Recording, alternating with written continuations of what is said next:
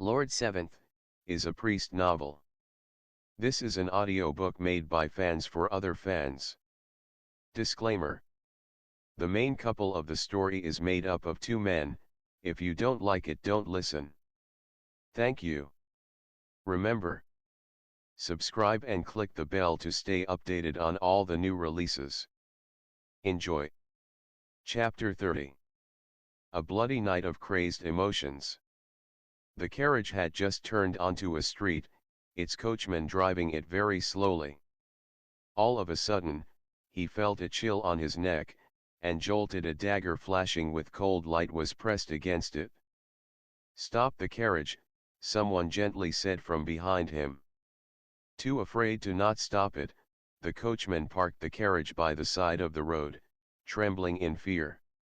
The dagger placed on his skin cut a circle around his neck, and he came to witness that the lavishly dressed young man, who had just been so drunk he couldn't distinguish between man and woman, didn't have a tiny bit of intoxication anywhere on his face. Beaming, the other kicked him down off the carriage, but before he had time to struggle, several figures immediately threw themselves at him, pushing him down and stuffing up his mouth. Jing-Chi toyed with the dagger he held, giving the coachman a once-over. "Brother's issue had already sussed out which road he was going to bring us on today," he said to the restraining couple of Imperial guards. "There's no use in keeping him around. Kill him to save us the trouble." One of them came forward on the command, unsheathing the saber at his waist. The coachman quickly did everything he could to fight free, either by intention or by luck. The stuff blocking up his mouth was scoured out by the clash. "Spare my life, Prince," he wailed. "This lowly one was only hired by coin from that woman. I don't know anything, spare me." The guard stopped in his tracks, looking towards Jing-Chi as if he was asking for instructions. Jing-Chi flung out his sleeves impatiently.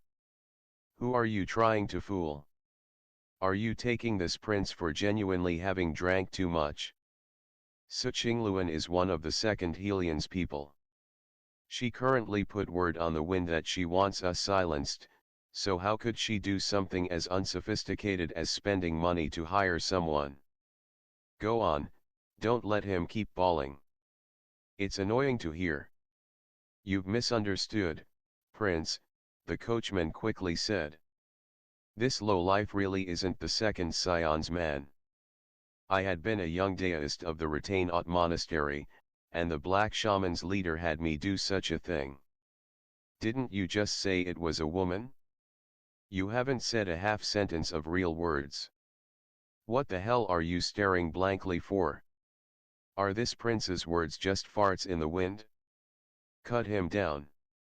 The leader of the black shamans is also a woman.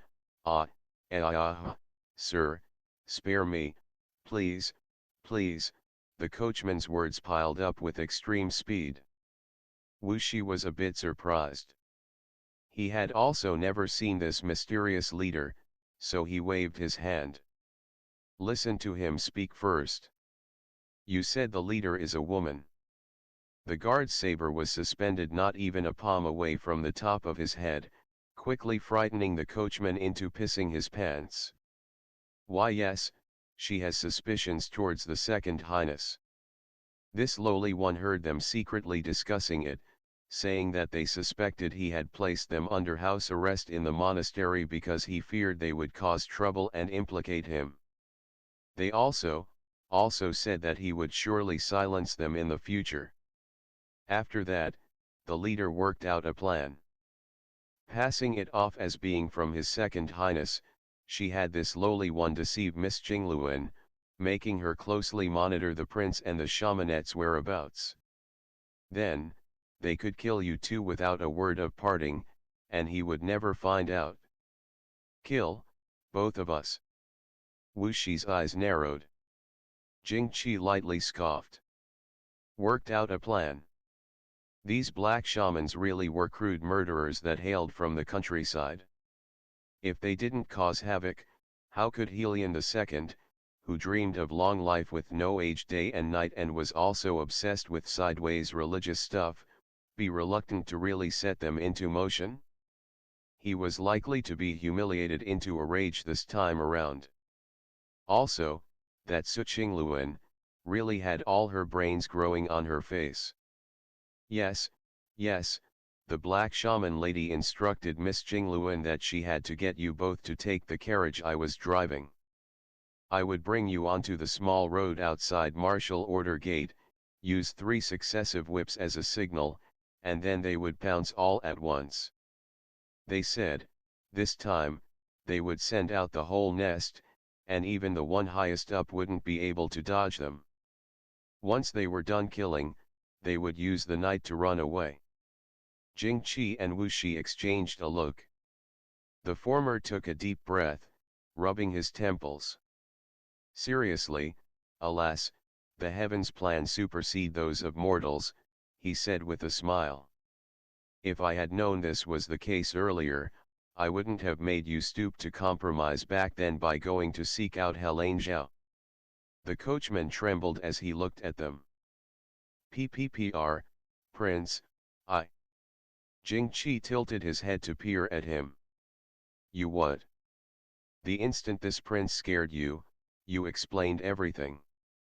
It's only a matter of course that I'd silence you now. He gave the guard a look.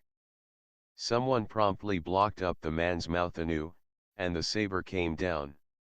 Jing-Chi didn't even look at the since dead and rotting meat on the ground, smiling at Wuxia. Chaminette, are you prepared to go on the front lines? Wuxia had already taken out his hook, smiling coldly and saying nothing. Not long after, the warriors of the Chaminette estate were brought to the rendezvous by Ashenli.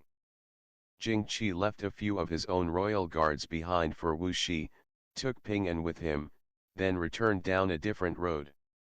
This was, after all, an issue for those of Nanjiang. With Wuxi's ego, him getting involved up to this point was quite enough. The black shamans had been lying dormant for a good while. The dew of the fall evening congealed within the air, threatening to come down. The cold was bone-piercing, yet they didn't seem to feel it, waiting there without moving a muscle. It was unknown how much time passed before a carriage shakily emerged from within the hazy fog of the royal city. They still did not act blindly, patiently waiting for the buggy to gallop close until they could see the familiar appearance of the driver. At that moment, the driver raised the whip he held upwards, crisply cracking it 3 times in the air. The time for the hunt had arrived. 23 black shamans jumped out at the same time. The driver, shaking in fear, rolled off the carriage and hid in a corner, no one paying him any mind. The cabin was rapidly turned into a hedgehog from being stuck full of poisoned arrows, and those inside practically didn't even have any time to scream, gone off to see the king of hell. In that second, a 24th person walked out of the darkness. Their entire body was wrapped in dark black night walking clothes, but from their figure, it could still be seen that she was a woman. She came over herself, and with a lift of the carriage curtain, the stench of blood hit her in the face. There was only one dead inside. Her heart constricted, vaguely sensing something to be amiss. She snatched the dead man by the hair and dragged him out. The assassins nearly cried out in alarm, because this was precisely the coachman that had just gotten off. If the real one was already dead, then that face, and that guy who was that just now. She swiftly let go of the corpse, yet, unexpectedly, it suddenly sat up strangely, and grasped her wrist with a blue, blood-covered hand. "Blood corpse parasite," someone shouted. Quick as a flash, her own hand turned purple, and she made the prompt decision to immediately chop it off with a blade, her blood splashing a few chi outward. "Go," she shrieked. Footsteps resonated throughout the intersection. Nanjiang warriors came from all directions, that weird coachman mixed into the midst of their crowd. there was the wisp of an unspeakably odd, grotesque smile on his face, as if his skin was merely a very thin drawing. Martial order gate. The great founder had beheaded the final emperor of the previous dynasty here.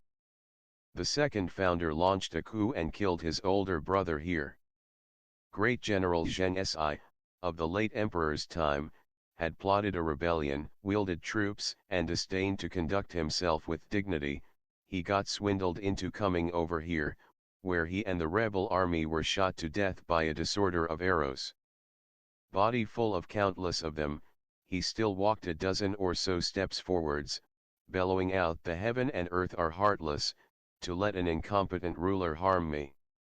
Underfoot were innumerable bluestone slabs 3 jong long and 3 jong wide, blood that could never be wiped clean away inside all of their crevices. A victor venerated, a loser dead.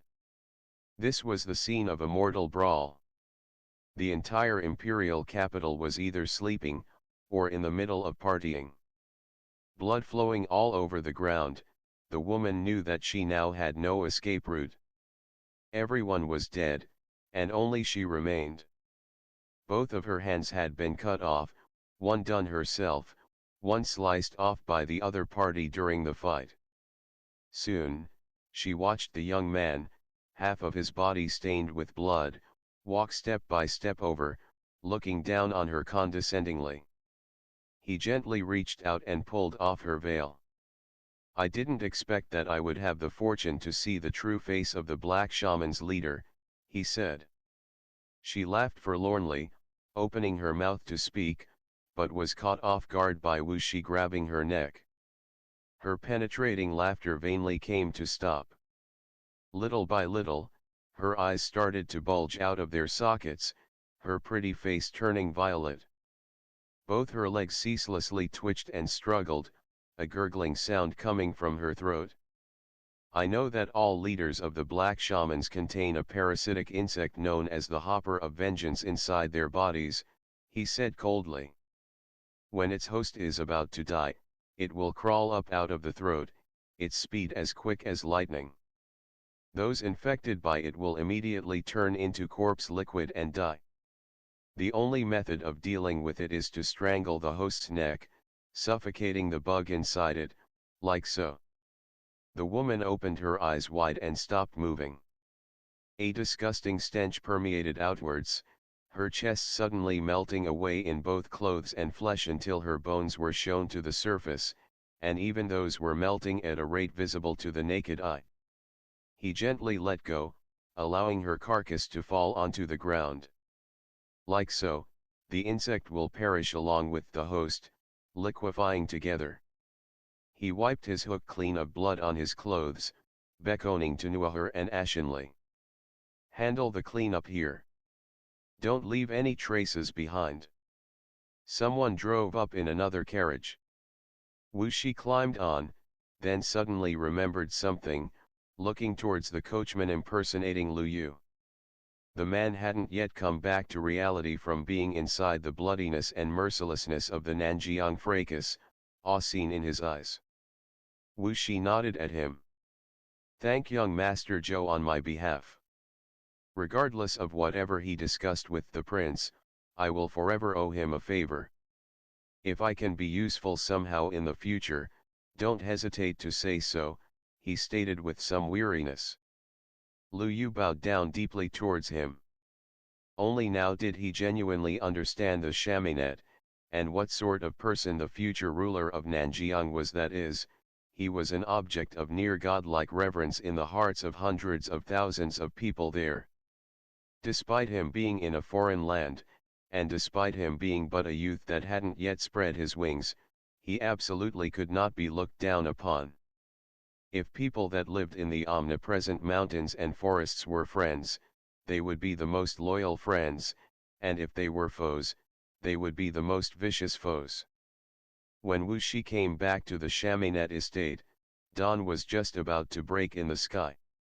He hastily washed off the stink of blood, alcohol, and cloying cosmetics on him, then went to bed to rest. The little snake dug out from underneath the pillow, familiarly coiling at his side to leech off his warmth. Perhaps it was the exhaustion, or perhaps because the indistinct dread inside him was gone, but he fell into a deep sleep almost as soon as his head hit the pillow. Somehow, within the haze, he came to suddenly stand outside a carved wooden door. He thought that it was familiar looking, but couldn't remember why for a moment. Pushing it open and going in, there was a big bed inside the room, its curtain lowered with a vague figure sitting within. His throat suddenly tightened a bit. Slowly walking over to the curtain, his heartbeat kept getting faster and faster. He gradually lifted it, seeing a lone person seated there. Their features were unclear, but he intuitively believed that they were good-looking. What was strange was that they had a head full of white hair akin to a pile of snow, the bed full of it. Leaning over, he gently picked up a lock of that hair and held it in hand. The other suddenly circled around his neck, slightly cold lips falling upon the tip of his nose and the corner of his mouth, along with a nice scent hitting his nose. He also thought this to be a bit familiar, but still couldn't call why to mind. His brain stirred into a pot of mush. Unable to control his emotions, he reached out to hold their body in his arms, and pushed them down. End of the chapter. Stay tuned for more BL.